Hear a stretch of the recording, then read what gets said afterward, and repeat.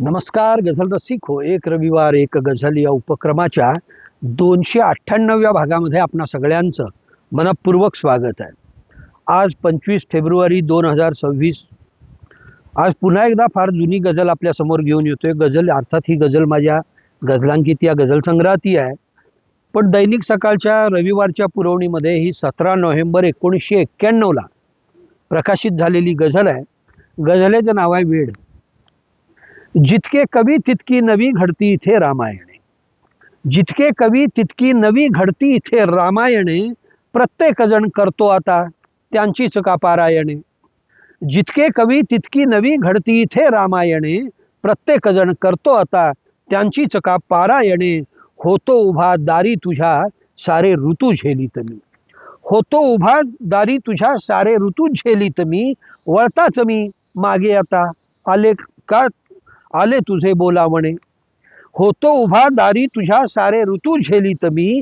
वळताच मी मागे आता आले तुझे बोलावणे. वळताच मी मागे आता आले तुझे बोलावणे. जे जे तुला बोलायचे ते एकदा बोलून घे. जे जे तुला बोलायचे ते एकदा बोलून घे. इतके गडे नाही बरे मौनातले रागावणे. जे जे तुला बोलायचे ते एकदा बोलून घे. इतके गडे नाही बरे मौनातले रागावणे. धुंदीत मी नाही आता चढते अशी केव्हा तरी. धुंदीत मी नाही आता चढते अशी केव्हा तरी. आता तिनेही टाळले प्यालात या फेसाळ्याने. धुंदीत मी नाही आता चढते अशी केव्हा तरी. आता तिनेही टाळले प्यालात या फेसाळ्याने. लागे कशाने वेड हे वेडावलो वेड्यापरी.